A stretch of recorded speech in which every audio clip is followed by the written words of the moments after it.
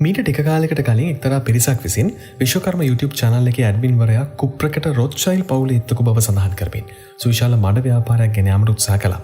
මේ මඩ ව්‍යාපාරය ඇතිවීමට හේතුව ආරම්භයේදීම හඳුනා ගැනීමෙන් අනතුරුව විශ්වකර්ම ඇඩ්මින්වරයා මේ මඩ ව්‍යාපාරයට සාර්ථකව මුහුණ දුන්නා. ඒ වගේම තමයි මේ ක්‍රියාවලිය පිටුපස හිටපු මහා මොලකරුවන් පිරිසත් කෙටි කාලයක් ඇතුළත අනාවරණය කරගන්නත් හැකියාව ලැබුණා. මේ නිසාම අපි අද හිතුවා මේ ලෝකයේ පුරා ආందోලනයට ලක් වෙන රොත්ෂයිල්ඩ් පවුල ගැන විශේෂ වීඩියෝවක් ඔබ හමුවට අරගෙන එන්න. ඊට කලින් ඔබ තාමත් අපිව subscribe කරලා නැත්නම් දැන්ම අපිව subscribe කරන්න කියන කාරණෙත් අපි මතක් කරන්න කැමතියි.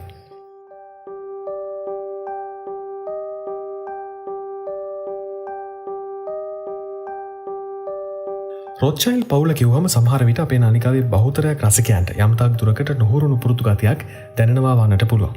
ඒක න පුදුම වෙන්න දෙයක් නෑ. මේ පවුල ගැන ලෝකයේ බොහෝ දෙනෙක් දන්නේ නැහැ. හැබැයි ඒ අයගේ ජීවිත වෙනස් කරන්න ලොකු වැඩ කොටසක් මේ රොත්ෂයිල්ඩ් පවුල සිද්ධ කරනවා. හැබැයි ඍජුවම නෙමෙයි. ඒ ලෝකේ රටවල් පාලනය කරන ආණ්ඩුව හරහා. සමහර විට තාමත් අපි කියන දේ ඔබට පැහැදිලි නැතුව ඇති. අපි මෙහෙම කියන්නම්කෝ. ලෝකයේ බොහෝ දෙනෙක් දන්නේ නැති වුණාට ලෝකයේ ධනවත්ම පවුල වෙන්නේ රොත්ෂයිල්ඩ් පවුල. දැන් ඔබ හිතනවා ඇති එහෙමනම් එතකොට බිල් ගේට්ස්, ජැක් මා, බෙසෝස් වගේ අයත් මේ පවුලේ සමාජිකයන්ද කියලා. උත්තරය තමයි නෑ කියන එක. ඒ අය ධනවතුන් වෙන්නේ තනිව. ලෝක ධනවතුන්ගේ ලැයිස්තුවේ රොත්ෂයිල්ඩ් වරුන්ගේ නම් මුණ ගැහෙන්නේ මේ අයට වඩා ගොඩක් පල්ලෙහායින්. හැබැයි මේ පවුලේ සියලුම සමාජිකයන්ගේ ධනය සහ වත්කම එකට එකතු කරාම ලෝකයේ ධනවත්ම පවුල බවට පත්වන්නේ මේ අය තමයි. දල වශයෙන් ගතොත් මේ පවුලේ වත්කම ඇමරිකානු ඩොලර් ට්‍රිලියන 550ක් විදිහට ඇස්තමේන්තුගත කර තිබෙනවා. හැබැයි මේ රොත්ෂයිල්ඩ් පවුලේ සමාජිකයන් විසින් හෙළි කරලා තියෙන වත්කම් ප්‍රමාණය විතරයි. කතාවට කියන්නේ ලෝකයේ සංසරණය වන සල්ලි වලින් භාගයක්ම අයිති වෙන්නේ මේ රොත්ෂයිල්ඩ් පවුලට කියලා. ධනිය තියෙන තැන බලයක් තියෙනවා කියලා අපව අමුතුවෙන් ඔබට කියන්න ඕනේ නැහනේ. මේ නිසාම අපි කවුරුත් නොදන්නවා වුණාට ලෝකයේ තුල වැඩි බලයක් රොත්ෂයිල්ඩ් පවුලට හිමි වෙනවා. ලෝකයේ විවිධ රටවල ආණ්ඩු ඇති කිරීමට වගේම ආණ්ඩු පෙරලීමටත් ඔවුන් ක්‍රියා කරනවා. රොත්ෂයිල්ඩ් පවුලේ සමාජිකයන් කියන විදිහට ඔවුන් යුදෙව්වන්. නමුත් ඔවුන්ගේ ඉතිහාසය ගවේෂණය කරපු පිරිස් නම් කියන්නේ ඔවුන් වර්තමාන ජෝර්ජියාව ආශ්‍රිතව පැවති පැරණි කසාරියා නම් රටේ වැසියන්ගෙන් පැවත එන පිරිසක් කියලා. ඒ වගේම පසුව එම රට යුදෙව් ආගමට හැරුණු නිසා රොත්ෂයිල්ඩ් පවුල තමන්ම යුදෙව්වන් විසින් හඳුනා ගන්නා බවත් ඔවුන් කියනවා. අපේ මාතෘකාවෙන් පොඩ්ඩක් පිටට ගිහිල්ලා යුදෙව්වෝ කියන අය ගැනත් යම්කිසි විස්තරයක් කරන්න ඕනේ කියලා අපි හිතුවා. සරලව කියනවා නම් යුදෙව්වෝ කියන්නේ වර්තමාන ඊශ්‍රායලය තමන්ගේ මුල්බිම විදියට සලකන ජන කොටසක්. ඔවුන් තමන්ව දෙවියන් වහන්සේ විසින් තෝරාගත් ජනතාවක් විදියටත් එක්පසකින් සලකනවා. ජේසුස් ක්‍රිස්තුස් වහන්සේ ඉපදෙන්නේ යුදෙව්වෙක් විදියට. එනිසා යුදෙව්වෝ විශ්වාස කරන්නේ බයිබලයේ පරණ ටෙස්තමේන්තුව විතරයි. යේසුස් ක්‍රිස්තුස් වහන්සේ විසින් හඳුන්වා දෙන ලද නව ටෙස්තමේන්තුවට යුදෙව්වන් වැඩි පිළිගැනීමක් ලබා දෙන්නේ නැහැ. මේ තමයි යුදෙව්වෝ ගැන කරන්න පුළුවන් සරලම පැහැදිලි කිරීම. ඔබෙන් ඉල්ලීමක් ලැබුණොත් අපි පසුව යුදෙව්ව ගැන විතරක් සම්පූර්ණ වීඩියෝවක් ඉදිරියේදී අපි ඉදිරිපත් කරනවා. අපි කලින් මාතෘකාවට ආපහු ආවොතින් වර්තමානයේ ලෝක ජනගහනයෙන් වැඩි ප්‍රමාණයක් අපි කලින් සඳහන් කරපු කසාරියා නම් රටේ යුදෙව් ආගමට හැරුණු පිරිසකින් පැවත එන බව තමයි කියවෙන්නේ. මේ නිසා ඇතැම් පිරිස් මේ අය පාරිශුද්ධ යුදෙව්වන් විදිහට සලකන්නේත් නැහැ. ඇතැම් අය කියන්නේ මේ පිරිස යුදෙව් ආගමට හැරුණු බව පෙන්වුණත් ඇත්ත වශයෙන්ම ගත්තොත් ඔවුන් සාතන් අදහන පිරිසක් බවයි. මේ ජන කොටසට අයත් වුණු රොත්ෂයිල්ඩ් වරු සියවස් කීපයක් ඉක්මවා යන්නටත් කලින් මුළු ලෝකෙම තමන්ගේ අල්ලේ නැටවීමට සමත් වුණා. අපි දැන් රොත්ෂයිල්ඩ් වරු මේ දේ සිදු කරපු විදිය ගැන කාල රේඛාවක් ආධාරයෙන් ඔයගොල්ලෝ දන්න කියන විදිහට කියන්නයි ලෑස්ති වෙන්නේ. 1743 මේයර් ඇම්ෂෙල් බවර් ජර්මනියේ ෆ්‍රැන්ක්ෆර්ට් නගරයේ උපත ලබනවා. වර්තමාන රොත්ෂයිල්ඩ් අධිරාජ්‍යයේ ආරම්භකයා ලෙස සැලකෙන්නේ ඔහුයි. මෙයාගේ පියා ඒ කියන්නේ මෝසෙස් ඇම්ෂෙල් බවර් වන අතර ඔහු එම ප්‍රදේශයේ පොලි වෙළෙන්දෙක් ලෙසයි කටයුතු කරලා මෙතරම් ධනස්කන්ධයක් උපයා ගැනීමට සමත් වන්නේ. ඔහු තමන්ගේ සංකේතයේ විදිහට රතු ෂඩාශ්‍රයක හැඩයක් භාවිත කරනවා. පරම්පරා කිහිපයකට පසුව ඔහුගේ මී මුණුබුරන් බවට පත්වෙන රොත්ෂයිල්ඩ් වරු මේ සංකේතය යම්තාක් දුරකට වෙනස් කරමින් ඊශ්‍රායලයේ ජාතික කොඩියට ඇතුළත් කිරීමටත් කටයුතු කරනවා. 1760 මේ තරුණ කාලයේදී එවකට ජර්මනියේ පැවති තවත් රාජ්‍යයක් වූ හැනෝවර්හි බැංකුකාරයෙකු ලෙස කටයුතු කරනවා. එහිදී ඔහු බැංකුකරණ ඇති වැදගත්කම වටහා ගනු ලැබුවා. සිය පියා වූ මෝසෙස්ගේ මරණයෙන් පසුව නැවතත් ෆ්‍රැන්ක්ෆර්ට් බලා යන ඔහු සිය පියාගේ ව්‍යාපාර බාර ගන්නවා. සිය පියාගේ සංකේතය අනුව තමන්ගේ වාසකම වෙනස් කිරීමටත් ඔහු කටයුතු කළා. ජර්මන් භාෂාවෙන් රොට් යන්න රතු වර්ණය සඳහා භාවිත වන අතර ෂිල්ඩ් යන්න සංකේතය සඳහා භාවිත වෙනවා. එක්තරා මතයකට අනුව මේ සංකේතය සාතන් නිරූපණය වෙන නිසා රොත්ෂයිල්ඩ් වරු එම වාසකම භාවිත කිරීමටත් කටයුතු කළ බවයි කියවෙන්නේ. ඊට පස්සේ ඔහු සිය මිතුරු ජනරාල්වරයෙකුගේ මාර්ගයෙන් ජර්මනියේ එවකට පැවති තවත් රාජ්‍යයක් වන හෙසේ රාජ්‍යයේ විලියම් කුමරුගේ මිතුරෙක් බවටත් පත් වෙනවා. එහිදී ඔහු විලියම් කුමරු වෙත මුදල් ණයට ලබා දීමත් කරනවා. මේ ව්‍යාපාරය මගින් ඔහු යමක් වටහා ගන්නවා. ඒ තමයි සාමාන්‍ය පුද්ගලයන්ට ණයට දීමට වඩා රාජ්‍ය පාලනය කරන පිරිස ණයට දීම මගින් ණය ගෙවීම බහර හැරීමේ අවදානමක් ඇති නොවන බවත් ආදායම් මතු මගින් ඔවුන් ගෙවීමට කටයුතු කරන බවත් ඔවුන් වටහා ගන්නවා. මේ වටහා ගැනීම තුළින් ඔහුගේ ව්‍යාපාර කටයුතු සම්පූර්ණයෙන්ම වෙනස් කිරීමට වැඩපිළිවෙලක් ආරම්භ කරනවා. ඒ අනුව එතැන් පටන් එවකට ජර්මනී පැවති විවිධ රාජ්‍යවල පාලකයන් සඳහා ණය ලබා දීමත් සිද්ධ කළා. ඒ අරහා මේ සුවිශාල ලාභයක් උපයා ගත්තා. 1770 තවදුරටත් තම වත්කම් වැඩි කර ගැනීමට විවිධ උපක්‍රම කල්පනා කළ මෙය රටවල් වල මුදල් පාලනය කිරීම ඒ රටවල් පාලනය කිරීමේ එකම ක්‍රමය බවත් වටහා ගන්නවා. ඒ වගේම එක් රටට වෙන වෙන පාලකයන් සිටීමට වඩා සියලුම රටවල් යම් තනි පුද්ගලයෙකු හෝ තනි සංවිධානයක් විසින් පාලනය කිරීම තමන්ගේ ව්‍යාපාර කටයුතු දියුණු කිරීමටත් මනා පිටුවහලක් වෙන බවයි ඔහු තීරණය කරන්නේ. ඒ අනුව මේ රොත්ෂයිල්ඩ් ඇඩම් වෙයිෂොප්ට් යොදා ගනිමින් ඉලුමිනාටි සංවිධානය ආරම්භ කළා.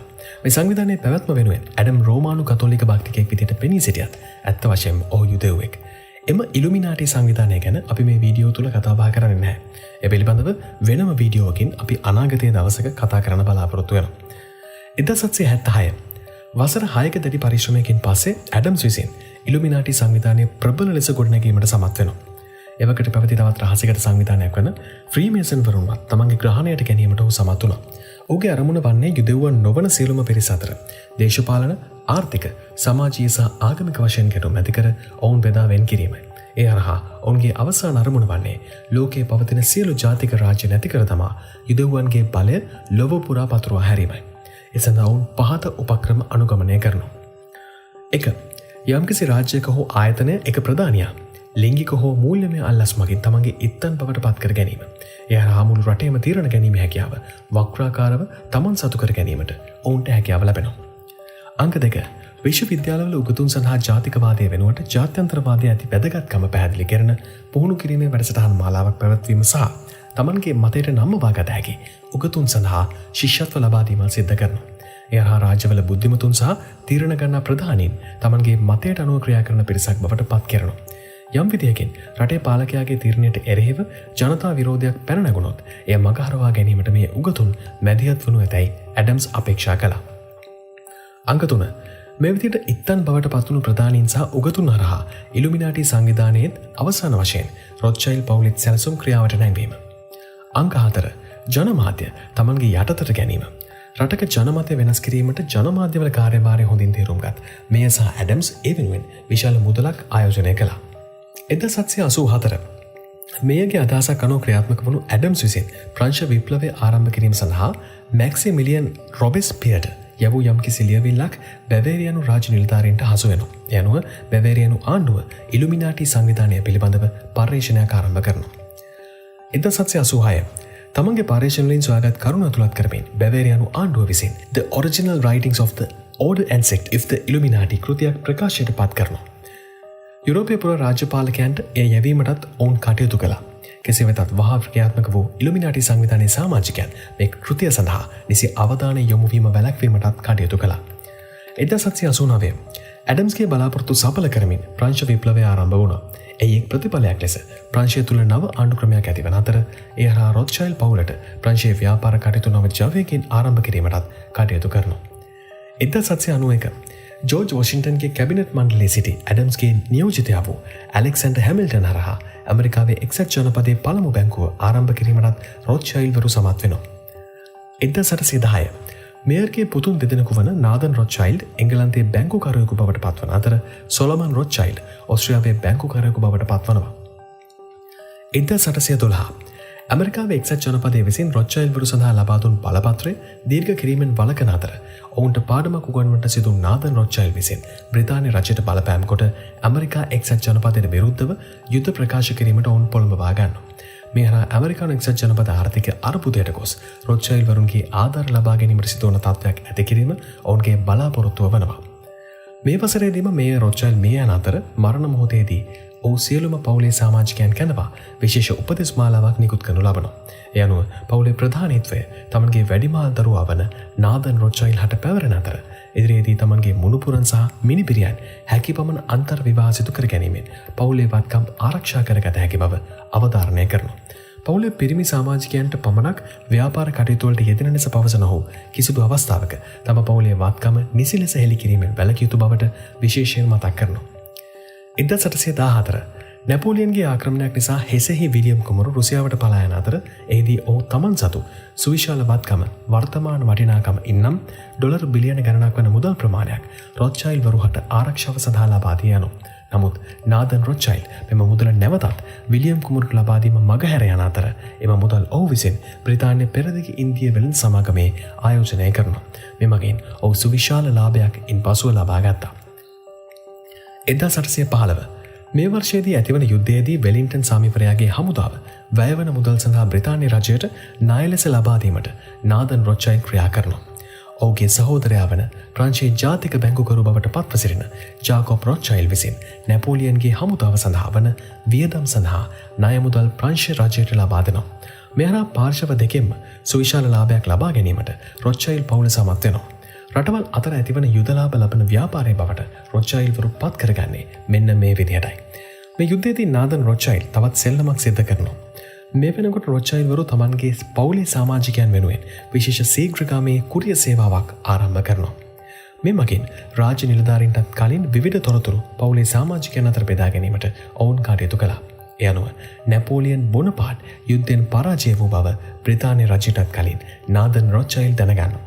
මේ තොරතුරු දැනගත් වහම ඔහු තමාගේ කොටස් වෙළඳපොළ නියෝජිතයන්ට තමන්ගේ කොටස් වලින් සුළු ප්‍රමාණයක් අඩුම මිලට විකුණු ලෙසත් දැනුම් දෙනවා. නාදන් සිදු කළ මේ ක්‍රියාව නිරීක්ෂණය කරන අනෙකුත් සියලුම පිරිස් කලබල වේ. තමන්ගේ කොටස් සියල්ල විකුණා දමන්නේ යුද්ධෙන් බ්‍රිතාන්‍ය පරාජය වූ බව සිතමින්. ඒ සමගම තවත් නියෝජිත පිරිසක් කොටස් වෙළඳපොළ වෙත යවන නාදන් රොත්ෂයිල්ඩ් එම කොටස් සියල්ලම මිලදී ගැනීමටත් ක්‍රියා කරනවා. මේ අරා රොත්ෂයිල්ඩ් පවුල මුළු බ්‍රිතාන්‍යම ආර්ථිකය තමන්ගේ යටතට ගැනීමට සමත් වෙනවා. ඒ අවස්ථාවේදී නාදන් පවසන්නේ බ්‍රිතාන්‍ය සිංහාසනයේ කවුරු වාඩි වී සිටියත් ඒ නියම පාලකයා වන්නේ තමන් පමණක් බවයි. නැපෝලියන්ගේ පරාජයෙන් පසු යුරෝපයේ සියලුම ප්‍රධාන රාජ්‍යන්වල ආර්ථිකයේ තීරණාත්මක බලය රොත්ෂයිල්ඩ් වරු විසින් හිමි කරගෙන තිබුණා. මේ නිසා ඔවුන් එම බලය භාවිත කරමින් යුරෝපයේ තනි රාජ්‍යයකට ගෙනීමටත් උත්සාහ කළා. ඒ තමන්ට මේ සුවිශාල ආර්ථිකය පාලනය කිරීම මගින් සිය පවුලේ බලය වැඩි කර ගැනීමටයි. මේ නිසා රොත්ෂයිල්ඩ් වරුන්ගේ එක සේනයක් తాවකාලිකව පරාජය වුණා. ඒ අවස්ථාවේදී නාදන් රොත්ෂයිල්ඩ් රුසියානු සාර්වරයාගේ සම්පූර්ණ පවුලම විනාශ කිරීම රොත්ෂයිල්ඩ් වරුන්ගේ එක් ඉලක්කයක් විය යුතු බවත් ප්‍රකාශ කළා. ඉන් වසර 100කට පමණ පසු රොත්ෂයිල්ඩ් වරු තමන්ගේ පලිය ලබා ගන්නවා. 1816 බ්‍රිතාන්‍ය සමග යුද්ධයෙන් පසු ආර්ථිකය ඇතිවන අර්බුදය හමුවේ ඇමරිකා එක්සත් ජනපදයේ නැවතත් රොත්ෂයිල්ඩ් වරුන්ට බැංකු කටයුතු ආරම්භ කිරීමට අවස්ථාව ලබා දෙනවා. 1823 කතෝලික සභාවේ මූල්‍ය කටයුතු පාලනය කිරීමේ බලය රොත්ෂයිල්ඩ් වරුන් වෙත ලබා දීමටත් පාප්තුමා කටයුතු කළා. එතෙන් පටන් රොත්ෂයිල්ඩ් වරු විවිධ රටවල බැංකු කටයුතු පමණක් නොව දුම්රිය මාර්ග ගොඩනැගීම, පතල් කැනීම ආදී විවිධ ක්ෂේත්‍රවලට තමන්ගේ බලය ව්‍යාප්ත කිරීමටත් පටන් ගත්තා. 1848 රොත්ෂයිල්ඩ් වරු පවුලේ ආදර උපකාර ලැබූ තවත් යුදෙව්වෙකු වන කාල් මාක්ස් විසින් The Communist Manifesto ප්‍රකාශයට පත් කළා. මේ ප්‍රකාශනය හරහා රොත්ෂයිල්ඩ් වරු යුරෝපය තුළ රාජ්‍යවලට එරෙහිව කැරලි ගසන පිරිසක් නිර්මාණය කිරීමට බලාපොරොත්තු වුණා. 1865 රොත්ෂයිල්ඩ් වරුන්ගේ මේ බැංකුකරණයේ ආධිපත්‍යයට අභියෝග කළ ඇමරිකානු එක්සත් ජනපදය බ්‍රිතාන්‍ය ඒබ්‍රහම් ලින්කන් ඝාතනය කිරීමට ලක් වුණු අතර ඇතැම් අය මේ සඳහා ඍජුවම රොත්ෂයිල්ඩ් පවුලට චෝදනා කළා. 1897 සියොනිස්ට් ව්‍යාපාරය ආරම්භ කිරීමට සම්පූර්ණ දායකත්වය රොත්ෂයිල්ඩ් පවුලේ සමාජිකයන්ගෙන් ලැබුණා. 1905 රුසියාවේ සාර්වරයාගේ පාලනය පෙරලා දැමීමට රොත්ෂයිල්ඩ් වරුන්ගේ පළමු උත්සාහය නිරර්ථක වුණා. 1914 පළමුවන ලෝක යුද්ධය ආරම්භ වුණු අතර ප්‍රංශයේ ජර්මනිය සහ මහා බ්‍රිතාන්‍යයේ බැංකු කටයුතු වල යෙදුණු රොත්ෂයිල්ඩ් වරු තම බැංකු හරහා අදාළ රටේ ආණ්ඩුවලට ණය ලබා දීම මගින් ලාභ ලබා ගැනීම ආරම්භ කළා. සියලුම රටවල් ආයුධ නිපදවීමේ යාන්ත්‍රණය රොත්ෂයිල්ඩ් පවුලේ සමාජිකයන් යටතට පත් වෙමින් තිබුණා. 1916 ජර්මනිය යුද්ධයෙන් ජයග්‍රහණය කරන අයුරක් පෙනෙන්නට තිබූ අතර එරට රජය විසින් බ්‍රිතාන්‍ය සමග සාම කිවිසුමක් අත්සන් කිරීමටත් යුද්ධවන්දි නොගෙන සිටීමටත් සාකච්ඡා කිරීමට පටන් ගත්තා. මේට එක් හේතුවක් වුණේ බ්‍රිතාන්‍ය රජ පවුල සහ ජර්මානු රජ පවුල ඥාතීන් වීමයි.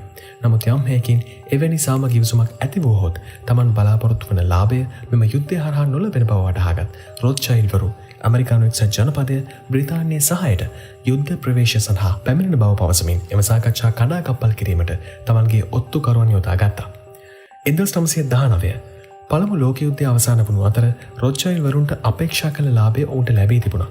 පරාජයට පත් වූ ජර්මනියේ වැසියන් තමන්ටත් වූ මෙම ඉරණම පිටුපස රොච්චයිල් වරු ඇති බව වටහා ගත්තා. මෙනිසා ජර්මනිය තුළ රොච්චයිල් වරුන්ට පමණක් නොව සමස්ත යුදෙව්වන්ට එරෙහි විරෝධයක් ඇති වෙන්නට පටන් ගැනුණා. ඒ වන විටත් රුසියන් විප්ලවය ඇති වී රුසියාවේ දෙවන නිකලස් රාජතුමා ඇතුළු පවුලේ සියලුම දෙනාම ඝාතනයට පත් වී තිබුණේ රොච්චයිල් වරුන්ගේ සියවසක් පැරණි වෛරයේ ප්‍රතිඵලයක් විදියටයි. රුසියානු විප්ලවය සඳහා බොල්ෂෙවික් වාදීන් සඳහා මූල්‍ය ආධාර සැපයීමට රොච්චයිල් වරු මැදිහත් වුණු අතර ඒ හරහා රුසියාවේ තෙල් බිම්බර හිමිකාරීත්වයක් ලබා ගැනීමට රොච්චයිල් වරු කටයුතු කළා. 1939 දෙවැනි ලෝක යුද්ධය ආරම්භ වුණු අතර ඒ සඳහා අවශ්‍ය අවියායුධය ජර්මනිය තුළ නිෂ්පාදනය කිරීම සඳහා අවශ්‍ය පසුබිම සකසා තිබුණේ රොච්චයිල් වරු විසින්. හිට්ලර්ගේ නැගීමත් සමගම තමන්ගේ ජනවර්ගයට අයත් යුදෙව්වන් සමූල ඝාතනයට වන බව දැන දැනම රොච්චයිල් වරු මේ යුද්ධය සඳහා අවශ්‍ය පසුබිම සකස් කළේ. ඒ හරහා තමන්ට ලැබෙන ලාභය වැඩි කර ගැනීමේ එකම අරමුණ පෙරදරි කරගෙනමයි. 1945 දෙවැනි ලෝක යුද්ධය අවසන් වුණු අතර මේ හරහා රොච්චයිල් වරු සුවිශාල ලාභයකට අමතරව සියලුම රටවල් පොදු සංවිධානයක් යටතට ගැනීමේ තමන්ගේ දීර්ඝකාලීන බලාපොරොත්තුවත් ඉෂ්ට කරගත්තා. එක්සත් ජාතීන්ගේ සංවිධානය ඇති කිරීමට ක්‍රියා කිරීම මගින් තමයි ඔවුන් එම අරමුණ සඵල කරගත්තේ. 1947 පලස්තීනය තුළ ඊශ්‍රායලයේ රාජ්‍ය ඇති කිරීමේ රොච්චයිල් සේනය සැබෑවක් බවට පත් වුණා. කලින් සඳහන් කරපු විදිහට ඊශ්‍රායලයේ රාජ්‍ය ලාංඡනය සඳහා භාවිත කරන ලද්දේ රොච්චයිල් වරුන්ගේ සලකුණමයි. 1963 රොච්චයිල් වරු පාලනය යටතේ පවතින ෆෙඩරල් සංචිතය මගින් මුදල් මුද්‍රණය කිරීමේ බලය නැවතත් ඇමරිකානු ආණ්ඩුවට ලබා ගැනීමේ විශේෂ නියෝගයකට ඇමරිකානු ජනාධිපති ජෝන් එෆ් කෙනඩි විසින් අත්සන් කළා. එය එක්සිකියුටිව් ඕඩර් 11110 ලෙස හැඳින්වුණේ.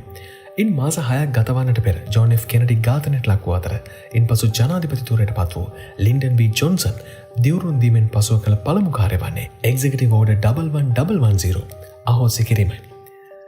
1979 ඊශ්‍රායලයේ රාජ්‍ය පැවැත්ම සඳහා වාර්ෂිකව ඩොලර් බිලියන 3 දකින් ඇමරිකාවේ එක්සත් ජනපද අයවැය මගින් වෙන් කරවා ගැනීමට රොච්චයිල් වරු සමත් වනවා. 1998 යුරෝපා මහ බැංකුව රොච්චයිල් වරුන්ගේ මුල් නගරය වන ෆ්‍රැන්ක්ෆර්ට් නගරයේ ආරම්භ වනවා. යුරෝපයේ මුදල් හැසිරවීමේ බලය සම්පූර්ණයෙන්ම පවුල් එකටත් මේ අයුරෙන් හිමි වනවා. 2001 ලෝක වෙළඳපොළ ප්‍රහාරයත් සමග ඇමරිකානු එක්සත් ජනපදයේ ඇෆ්ගනිස්තානය ආක්‍රමණය කරනවා. ඒ දක්වා ලෝකයේ රොච්චයිල් වරුන්ගේ බලපෑමක් රහිතව බැංකු කටයුතු සිදු නොවූ ලෝකයේ අවසන් රටත් එසේ රොච්චයිල් වරුන්ගේ සම්පූර්ණ ග්‍රහණයට නතු වෙනවා. මුළු ලෝකෙම පාලන බලය තමන්ගේ අතට යටතට ගැනීමට කටයුතු කරන මේ රොච්චයිල් වරුන්ගේ ගමන් මගේ මංසලකුණු කීපයක් පමණයි අපිට මේ වීඩියෝ මගින් ඉදිරිපත් කරන්න ලැබුණේ. මීට අමතරව ගල්ෆ් යුද්ධය ඇති කිරීම, සායධන යුද්ධය ඇති කිරීම, ඉරාකය ආක්‍රමණය කිරීම, සෝවියට් රුසියාව බිඳවැටීමාදී බොහෝ සිදුවීම් පිටුපස රොච්චයිල් වරු සිටින බවයි කියවෙන්නේ.